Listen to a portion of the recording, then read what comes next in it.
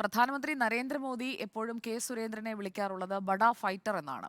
അപ്പോൾ കഴിഞ്ഞ തവണയൊക്കെ മത്സരിച്ച മണ്ഡലങ്ങളിൽ ഉയർത്തിയ വോട്ടിന്റെ കണക്ക് അതിന്റെ ഒരു തെളിവായി മുന്നിലുമുണ്ട്. എവിടെ മത്സരിക്കാൻ ഏൽപ്പിച്ചു കഴിഞ്ഞാലും അവിടെ വോട്ട് വിഹിതം ഉയർത്തുക എന്നുള്ളത് ഇപ്പോൾ കെ സുരേന്ദ്രന്റെ ഒരു പതിവായി മാറിയിട്ടുണ്ട്. അപ്പോൾ വയനാട്ടിലേക്ക് നിയോഗിക്കുന്നതും ആ രീതിയിൽ വോട്ട് വിഹിതം ഉയർത്താനാണ്.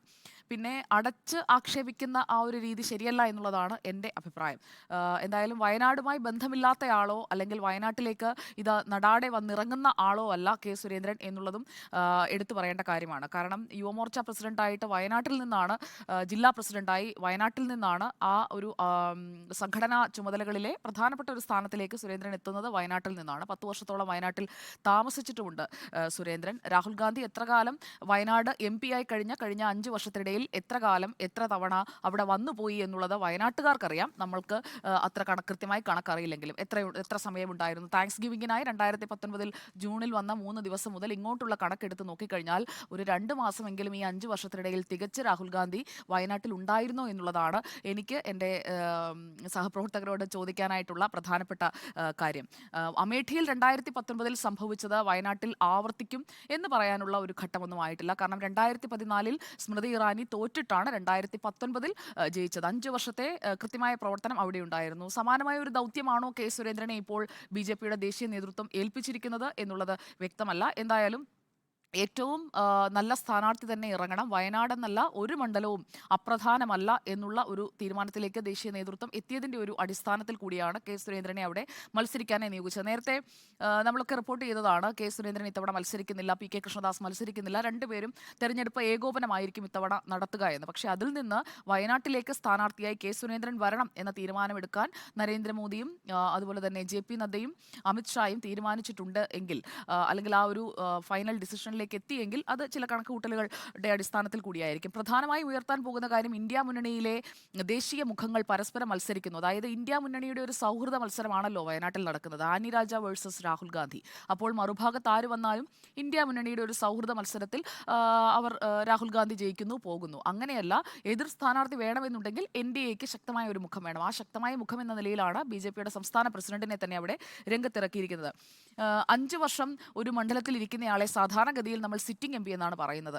ഇവിടെ രാഹുൽ ഗാന്ധി വിസിറ്റിംഗ് MP ആയിരുന്നു എന്നുള്ളതും ഒരു വസ്തുതയാണ്. അപ്പോൾ സിറ്റിംഗ് MP അല്ല, വിസിറ്റിംഗ് MP ആണ്. അതുകൊണ്ടാണ് ഈ പെർമനന്റ് വിസ പ്രയോഗം കെ സുരേന്ദ്രൻ നടത്തിയത് എന്നാണ് ഞാൻ കരുതുന്നത്. കാരണം ഒരു സ്ഥലത്ത് MP ആയി തെരഞ്ഞെടുക്കപ്പെട്ട് കഴിഞ്ഞാൽ ആ മണ്ഡലത്തിൽ ഉണ്ടാകണം. പാർലമെന്റിൽ ചെലവഴിക്കുന്ന സമയത്തിനപ്പുറം ബാക്കിയുള്ള സമയങ്ങളിൽ മണ്ഡലത്തിൻ്റെ കാര്യങ്ങളിൽ ഇടപെടാൻ, മണ്ഡലത്തിലേക്ക് വരാൻ ഒക്കെ ആ MP തയ്യാറാകേണ്ടതാണ്. കാരണം വന്യജീവി പ്രശ്നം അത്രയും രൂക്ഷമായപ്പോഴും എവിടെയാണ് നിങ്ങളുടെ MP എന്ന ചോദ്യത്തിന് ഒരു ഉത്തരം വയനാട്ടുകാർക്കില്ല. അല്ലെങ്കിൽ വയനാട്ടുകാരുടെ ജീവൽ പ്രശ്നങ്ങളിൽ അവർക്കൊപ്പം നിൽക്കാൻ നേരത്തെ 2ാം പ്രളയം ഉണ്ടായപ്പോഴാണ്, MP ആയതിനു ശേഷം ഉണ്ടായതാണ് 2ാം പ്രളയം, അതടക്കമുള്ള സമയങ്ങളിലൊക്കെ എവിടെയായിരുന്നു രാഹുൽ ഗാന്ധി? ഇനിയിപ്പോൾ ആനി രാജയോ കെ സുരേന്ദ്രനോ വിജയിക്കുകയാണെങ്കിൽ അവരെന്തായാലും വിസിറ്റിംഗ് MP ആയിരിക്കുമെന്ന് ഞാൻ കരുതുന്നില്ല. അവർ സിറ്റിംഗ് MP മാരായിരിക്കും. പക്ഷേ രാഹുൽ ഗാന്ധി വീണ്ടും വിജയിച്ചാലും ഇതുപോലെ ഒരു വിസിറ്റിംഗ് ആയിരിക്കും അവിടെ സംഭവിക്കാൻ പോകുന്നത്. പിന്നെ ഉണ്ണിസാർ നേരത്തെ സൂചിപ്പിച്ച ഷെഡ്യൂൾഡ് ട്രൈബുകളുടെ കാര്യം വളരെ പ്രധാനപ്പെട്ടതാണ്. കാരണം 20% ആദിവാസി അതുപോലെ തന്നെ വനവാസി വിഭാഗത്തിൽപ്പെട്ട ആളുകളാണ് ആകെ വയനാട്ടിൽ ഉള്ളത്. അവരുടെ ഒരു തീരുമാനം എന്ന് പറയുന്നത്, അവരിൽ എത്ര പേർ വോട്ട് ചെയ്യാനായി എത്തും എന്നുള്ളത് വളരെ പ്രധാനപ്പെട്ട ഘടകമാണ്. കഴിഞ്ഞ തവണ പ്രധാനമന്ത്രി സ്ഥാനാർത്ഥിയായിട്ടാണ് രാഹുൽ ഗാന്ധി വയനാട്ടിലേക്ക് വരുന്നപ്പോൾ കേരളത്തിൽ നിന്ന് പ്രധാനമന്ത്രി സ്ഥാനാർത്ഥി മത്സരിക്കുന്നു, രാഹുൽ ഗാന്ധി പ്രധാനമന്ത്രിയാകാൻ പോകുന്നു എന്നൊക്കെ കേട്ടപ്പോൾ വയനാട്ടിലെ പാവങ്ങളെല്ലാം കൂട്ടത്തോടെ പോയി വോട്ട് ചെയ്തതാണ്. അതിൽ ഇടതുപക്ഷക്കാരും വോട്ട് ചെയ്തിട്ടുണ്ട് എന്നുള്ളത് ഇടതുപക്ഷം തന്നെ സമ്മതിച്ച കാര്യമാണ്. അതായത് മുഴുവൻ വോട്ടുകളൊന്നും PP സുനീറിലേക്ക് പോയില്ല. പക്ഷേ ഇത്തവണ സ്ഥിതി അങ്ങനെയല്ല. ആനി രാജയ്ക്ക് കൃത്യമായി ഇടതുപക്ഷത്തിന്റെ വോട്ടുകൾ അവിടെ വീഴും. ആദിവാസി വിഭാഗങ്ങളിൽ കൃത്യമായ സ്വാധീനമുണ്ട് കെ സുരേന്ദ്രന്. അതുകൊണ്ട് തന്നെ അവരിലേക്ക് ഇറങ്ങി ചെല്ലാൻ കഴിഞ്ഞിട്ടുണ്ടെങ്കിൽ ഉണ്ണിസാർ പറഞ്ഞതുപോലെ മൈന്യൂട്ട് ഡിഫറൻസ് ഒന്നും ആയിരിക്കില്ല, നല്ല രീതിയിൽ വോട്ട് ഉയർത്താൻ കെ സുരേന്ദ്രൻ അവിടെ കഴിയുമെന്നുള്ളതാണ് ഞാൻ കരുതുന്നത്. മറ്റൊരു യാഥാർത്ഥ്യം അവിടെയുള്ളത് BJP-യുടെ സംഘടനാശേഷി അല്ലെങ്കിൽ വോട്ട് ബലം. അത് 20 മണ്ഡലങ്ങൾ വെച്ച് താരതമ്യപ്പെടുത്തി നോക്കുമ്പോൾ ചിലയിടങ്ങളിൽ ഇതിനേക്കാൾ കുറവ് തന്നെയാണ് വയനാട്ടിൽ, അതൊരു വസ്തുതയാണ്. പക്ഷേ രാഹുൽ ഗാന്ധിയെ വയനാട്ടിൽ തന്നെ തളച്ചിടാൻ കെ സുരേന്ദ്രൻ്റെ സ്ഥാനാർത്ഥിത്വത്തിലൂടെ കഴിയുകയാണെന്നുണ്ടെങ്കിൽ അത് BJP-ക്ക് ഒരു അഡ്വാൻറ്റേജ് തന്നെയാണ്. കാരണം 543 മണ്ഡലങ്ങളിലേക്കും ഇന്ത്യ മുന്നണിയുടെ ആളായി ഇറങ്ങേണ്ട രാഹുൽ ഗാന്ധിയെ വയനാട്ടിൽ തളച്ചിടാൻ, വയനാട്ടിൽ കൂടുതൽ സമയം ചെലവിടേണ്ട ഒരു സാഹചര്യത്തിലേക്ക് കൊണ്ടുവരാൻ അല്ലെങ്കിൽ ഭൂരിപക്ഷം ഒരുപാട് താഴേക്ക് പോകും എന്ന ഒരു രീതി വരുമ്പോൾ അവിടെ രാഹുലിനെ തളച്ചിടാൻ കഴിഞ്ഞാൽ അതൊരു പ്രധാനപ്പെട്ട അച്ചീവ്മെന്റ് ആയിരിക്കും. അങ്ങനെയൊക്കെ രാഹുൽ ഗാന്ധി ചെയ്യുമോ എന്നുള്ളത് കണ്ടറിയേണ്ടിയിരിക്കുന്നു. എൻ ഡി എയുടെ പെർഫോമൻസിനെ കുറിച്ച് ഇവിടെ ഉണ്ണി സാർ സൂചിപ്പിച്ചു. 2009 31,687 വോട്ടുകൾ, 2014 80,752, തുഷാർ വെള്ളാപ്പള്ളി മത്സരിച്ച 2019 78,809. ഇതിന്റെ ഇരട്ടിയിലേക്ക് നിശ്ചയമായും കെ സുരേന്ദ്രൻ പോകേണ്ടതാണ്. കാരണം സ്ഥാനാർത്ഥി എന്ന് പറയുന്നത് പ്രധാനപ്പെട്ടതാണ്. സ്ഥാനാർത്ഥിയെ മണ്ഡലത്തിലുള്ളവർക്ക് അറിയാമോ എന്നുള്ളതും പ്രധാനപ്പെട്ടതാണ്. അപ്പോൾ അങ്ങനെ നോക്കുമ്പോൾ നിർത്താൻ പറ്റുന്ന ഏറ്റവും നല്ല സ്ഥാനാർത്ഥി തന്നെയാണ് BJP അല്ലെങ്കിൽ NDA അവിടെ ഇറക്കിയിരിക്കുന്നത്. രാഹുൽ ഗാന്ധി മിക്കവാറും നാമനിർദ്ദേശ പത്രിക കൊടുക്കുന്ന ദിവസം വരാനേ ഒരു സാധ്യത ഞാനിപ്പോൾ കാണുന്നുള്ളൂ. നോമിനേഷൻ ഡേയിൽ വന്ന് ആ പത്രിക കൊടുക്കുന്നു, പോകുന്നു. വിസിറ്റിംഗ് MP ആണല്ലോ ഓൾറെഡി. അപ്പോൾ അങ്ങനെ വരാനുള്ള ഒരു സാധ്യത തന്നെയാണ് കാണുന്നത്. LDF സ്ഥാനാർത്ഥി രണ്ട് റൗണ്ട് ഇപ്പോൾ പര്യടനം പൂർത്തിയാക്കി കഴിഞ്ഞിരിക്കുകയാണ്. അത് അവർ വളരെ സ്റ്റെഡ് ഫാസ്റ്റ് ആയിട്ട് തന്നെ മുന്നോട്ട് പോകുന്നുമുണ്ട്. അപ്പോൾ നേരത്തെ നികേഷ് സാർ സൂചിപ്പിച്ചു, ലോക്സഭയിലേക്കുള്ള മത്സരം, നിയമസഭയിലേക്കുള്ള മത്സരം, എല്ലായിടത്തും മത്സരിച്ചിടത്തൊക്കെ കൃത്യമായി വോട്ട് ഉയർത്താൻ അല്ലെങ്കിൽ അവിടെയുള്ള സംഘടനാ ബലമനുസരിച്ചുള്ള വോട്ടുകൾ പൂർണ്ണമായും പോൾ ചെയ്യിപ്പിക്കാൻ കെ സുരേന്ദ്രന്റെ സ്ഥാനാർത്ഥിത്വത്തിലൂടെ കഴിഞ്ഞിട്ടുണ്ട്.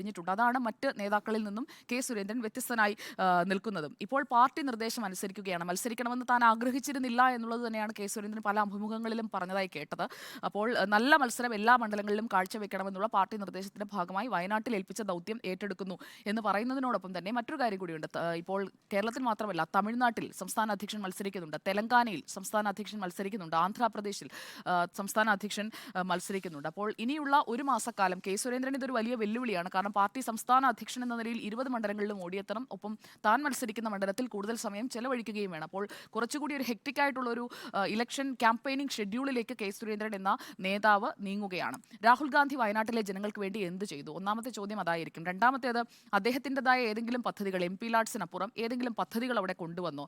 ഏതെങ്കിലും വയനാടിൻ്റെ ഒരു പ്രശ്നം, പ്രത്യേകിച്ച് വന്യജീവി പ്രശ്നമുള്ള അടക്കമുള്ള കാര്യങ്ങളിൽ എങ്ങനെയാണ് അദ്ദേഹം ഇടപെട്ടത്? കേന്ദ്ര സർക്കാരിന്റെ മുന്നിൽ അവതരിപ്പിച്ച് വയനാട്ടുകാർക്ക് വേണ്ടി എന്താണ് ചെയ്തത്? അങ്ങനെയുള്ള ചോദ്യങ്ങളൊക്കെ അവിടെ വളരെ സക്രിയമായി കൊണ്ടുവരാൻ കഴിയും. ആനി രാജയും സമാനമായ രീതിയിൽ ഒരു പ്രചാരണം നടത്തുന്നുണ്ട്. അതുകൊണ്ട് രാഹുൽ ഗാന്ധി 4 ലക്ഷത്തിൽ പരം ഭൂരിപക്ഷമൊക്കെ നേടി വിജയശ്രീലാളിതനായി വരും, അല്ലെങ്കിൽ കഴിഞ്ഞ തവണത്തെക്കാളും അദ്ദേഹത്തിന്റെ ഭൂരിപക്ഷം ഉയരും എന്നൊക്കെ ആരെങ്കിലും പറയുകയാണെങ്കിൽ അവർ വിഡ്ഢികളുടെ സ്വർഗ്ഗത്തിലാണ്. അല്ലാതെ ഒന്നും അവിടെ സംഭവിക്കാനൊന്നും പോകുന്നില്ല. കഴിഞ്ഞ 5 വർഷത്തിനിടെ രാഹുൽ ഗാന്ധി വയനാട്ടിൽ എത്ര ദിവസം ഉണ്ടായിരുന്നു എന്നുള്ളതാണ് അവിടുത്തെ ഏറ്റവും പ്രധാനപ്പെട്ട ചോദ്യം.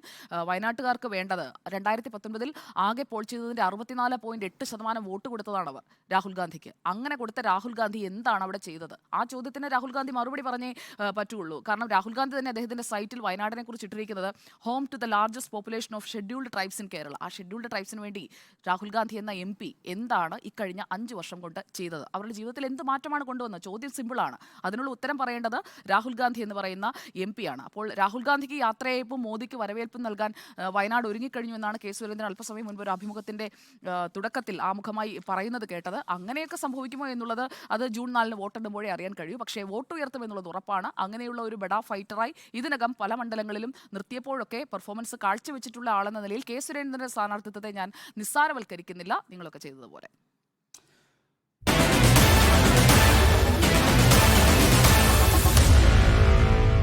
Meet the editors.